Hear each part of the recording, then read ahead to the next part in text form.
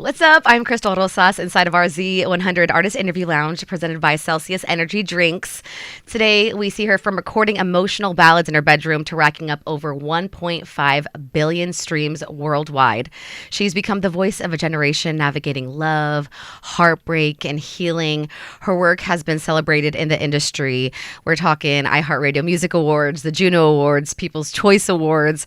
Her breakout hits had us crying in the car, and her debut album gave us a closure. And now she's entering a new era with The Art of Being a Mess, a beautifully chaotic chapter. It's dropping in just a few days, and we are so excited to hear about her work, what she's been up to, what she has coming up. Please welcome the incredibly talented Lauren Spencer Smith. Hey. How are you? I'm good. I feel super awake, honestly, compared to what time I woke up this morning. So, yeah, I feel great. I know you're talking about how you had so much fun with Elvis and the crew this Yes. morning here.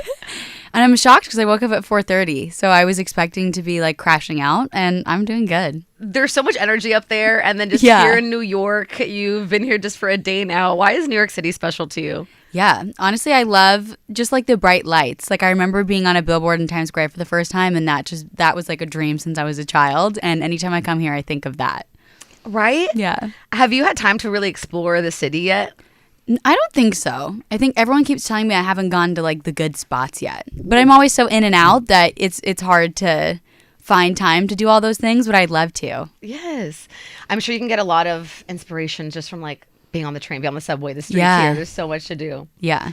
Now, we want to get into everything going on, but how has your life been lately? I mean, from where we first saw you to where you are now, there's been so much change. Yeah. Honestly, a lot of chaos, a lot of like things going on in my life that just gave me inspiration to write about. I feel like everything has been insane, but also great at the same time. I'm in a happy relationship still since way back then. So good and bad. I think everything's just been all over the place. That is so true because the experiences that you've had since you started becoming big in music, I mean, and the relationships that you've made, friendships, the family dynamics, that is a lot, huh? Yeah, it's crazy. But I feel like honestly, like the whole album is really about that. Like I feel like I can be happy at the same time and have sad things going on and angry things going on, and I've just like learned to accept I think that's just life forever.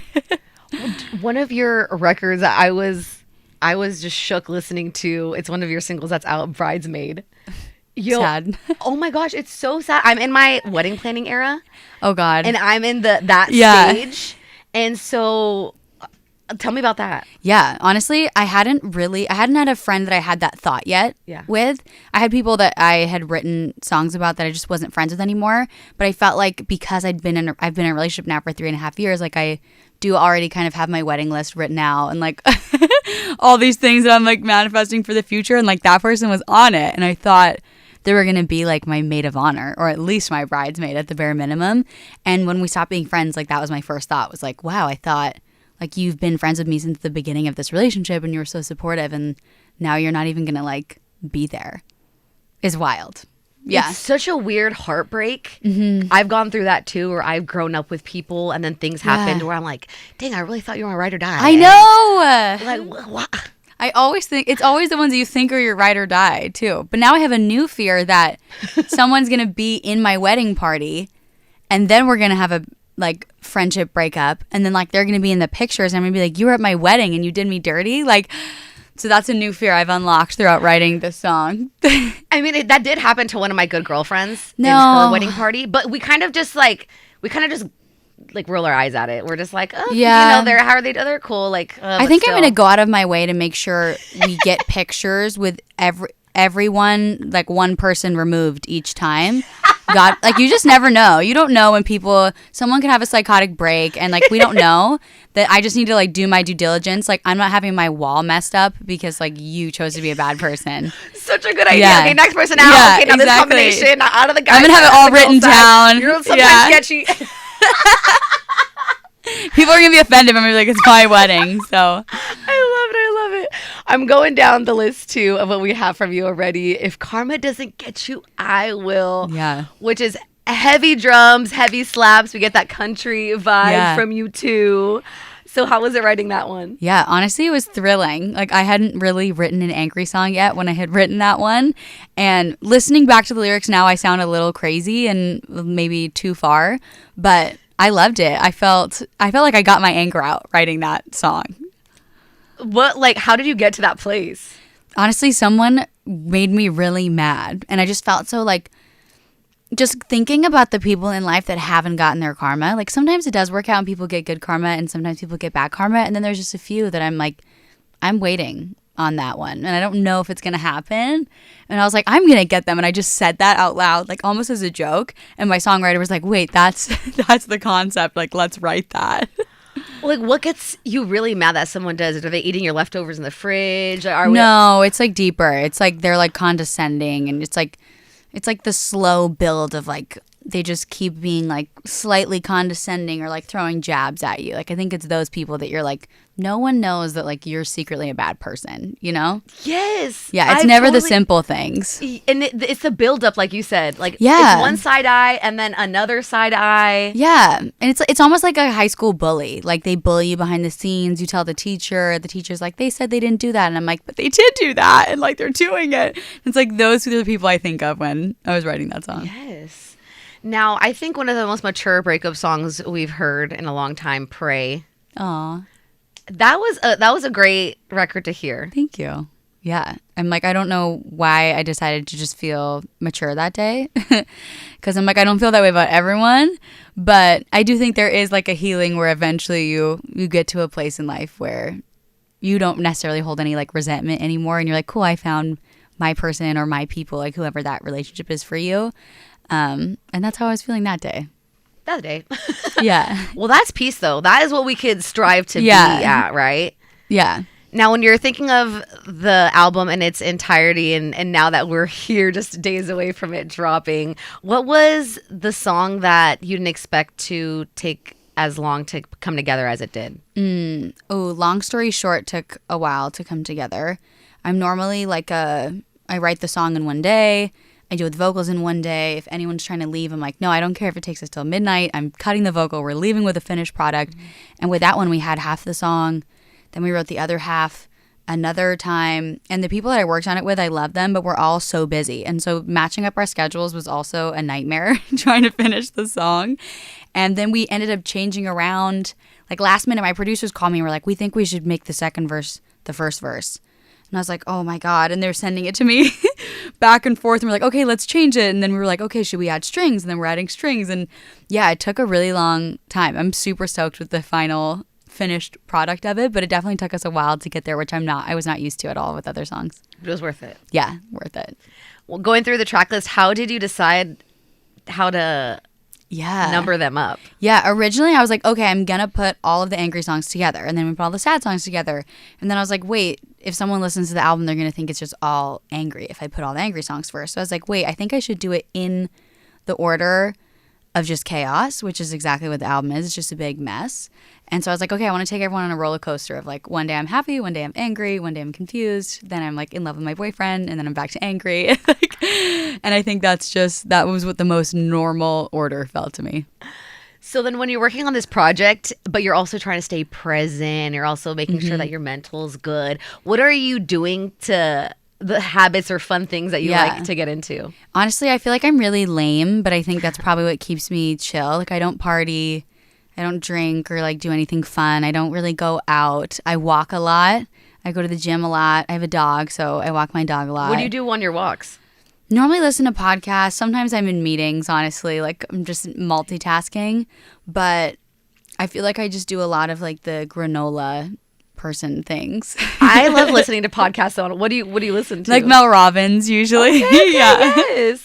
I love her. Nice. What about other artists that have been inspiring you and that you're really into their work right now? Honestly, I'm really into Doechii. Yeah. I love her, and also all her like YouTube videos and like all her speeches. Like, everything she says is just so iconic, but also like she'll talk about how she used to read music industry books and like how she needs to follow her gut, and like she's a podcast in herself, like her whole everything. I also love Avery Anna, complete opposite vibe, but I've been following her on TikTok forever and I love her. Are you a scroller? Yes, for sure. Me too. Yeah. Are there any black holes that you've been into that? What am I into right now? I'm into like Love Island TikTok right now. Okay, I'm not on that. I wasn't either until last night, and now I'm obsessed with Wow. it. Okay, I really want to watch it, but I'm in the middle of another show right now. I'm watching The Rookie. It's like some cop show. It's like just like lame. It's just a cop show, but I love it and I'm into it. So I don't want to interrupt the middle of it, but I love Love Island, so I have to watch it. So then, what stops you when you're scrolling? Do you like relationship stuff? Do you like that's such weird a great hacks? question. Yeah, I'm on a lot of weird hacks. I'm on like dog talk a lot. Honestly, a lot of like dog deaths. I don't know why that is always coming across my For You page, but I'm always sobbing over someone who's lost their dog, or they're like, or it's just like their dog is a puppy, and then it's like no one prepares you for this, and it's their dog with gray hair. Or it's like them putting their dog down at the vet. Like, clearly I have like a fear of losing my dog or something, and the algorithm's listening to me and putting this on my For You page. But I feel like I'm going back and forth with my best friend every day over like, did you see that dog that's like 14 now? Wait, what? I didn't know this was a lore. Or there's like this dog needs to be adopted or he's going to be euthanized. That's my whole For You page. And I'm just like sending them out and being like, someone adopt Bumblebee. Like... So, like, in another life, you were a dog shelter? Yes, yeah. I went to a dog shelter, and, like, selfishly, like, I just don't know if I could go again. Like, I was on the floor sobbing, like, so heartbroken. Like, I want to give every dog in the world a home. Oh, my God. That's so cute. I'm a cat mom, but, like, I respect the dog community. It's okay. I like cats, too. We are so excited to see that you're also going on a world tour. Yeah. Wait, hello? Crazy. That's insane. Yeah. What is preparation for that like? Yeah. I mean, a lot of rehearsals, a lot of practice, but also a lot of just like, not necessarily winging it, but like I feel like performing is about having fun. So as long as I know the songs, like I never feel like, oh, I have to say exactly this. Like my show's not very robotic. It's very like, I feel like I have ADHD and I'm just, woo, oh my God, a sign. Like, hey, what's up? Who's excited? So I always just want to keep it fun. So I like being spontaneous. Yes. And I know you've performed all over the world. Is there anything that you've noticed from traveling so many places about just people and music lovers? Honestly, for sure. I mean, I feel like even just like depending on the city you go to, like the politeness of people definitely like affects whether like how loud they are or not. Like Sweden, they're so respectful, so kind. They're like not as loud as like Scotland, because Scotland is like raging for you and yelling. But I feel like in Sweden, everyone's just so polite and kind. Everyone's still so polite and kind in Scotland, but I feel like the demeanor is just like so different in Sweden compared. And it's really interesting to kind of meet everyone and see how everyone's personalities are different depending on where everyone lives and like the culture. Yeah. No, that's so cool. We also know that you decided to partner with some charity for your ticket sales, which is so beautiful. Why did you decide to do that? Yeah, honestly, I feel like it's always been really important to me, and I was like sad I didn't do it last time, and I felt like last time everything was so rushed, and this time we were very ahead of it. And so honestly, all the causes that we're raising money for are like super near and dear to my heart, and I'm just very excited to kind of be also just raising awareness for it and like bringing it up and bringing it to the table so people can kind of be educated on it as well. That's so beautiful, because we hear all the time how hard it is for artists and for artists to keep going up, but you deciding to give back the work that you're doing, that's so sweet and unique to hear. Thank you. Of course. So we are getting ready for the album coming out. What about some of maybe your favorite artists or people that have reached out to you that you didn't realize were fans of yours? Oh God, I don't even know. I'm like, is there anyone that I'm like has reached out to me? Or even in person? Did you meet anyone in person at some of these events that you were like so starstruck? I'm like, have I even met anyone? I'm like trying to think of like, when was the last time I left my house? I mean, I do remember when Fingers Crossed came out that Jimmy Fallon DM'd me, and I was like, oh my, and I was freaking out, like screaming, taking videos, like calling everyone, like, oh my God, like now I've been on Jimmy Fallon. It sounds like crazy because now I've like met him, but I remember freaking out over that. That's insane. Yeah. So then how was that when you got DMs, but then we're able to be on the show. Yeah, it was crazy. I was like, he's so kind and so nice. I was like, he comes to your green room, knocks on the door, says hi. I was like, oh my God, it's Jimmy Fallon. That's so nice because you're so busy. Like you have time just to yeah, say hi right? to me outside of our yeah. yeah. That's so cool. I know it's gonna keep going up and up and up, and I know you're so excited to see all your fans around the world. What message do you have for your fans that have been there since day one? Yeah, the real day ones. Honestly, just that I love them. I see them. I see your DMs. I see your messages. A lot of the people who like get meet and greet over and over and come to multiple shows, like I remember you guys and I see your faces, and it brings me a lot of joy. Yeah. Good. Well, they cannot wait to see you too. How does it feel right now where you're at to be Lauren Spencer Smith? Oh, I have no idea. It feels like nothing, and it also feels like everything. Like I don't even know. I feel like I don't process things, but I also feel like it's crazy, and I'm grateful. Aww. Yeah. That's such a good place to be. Again, we can't wait to see the rest of the album, hear it, see it performed worldwide. Yeah. Congratulations, and thank you so much for stopping inside of our Z100 Artist Interview Lounge presented by Celsius Energy. Thank you so much. Of course. Cool.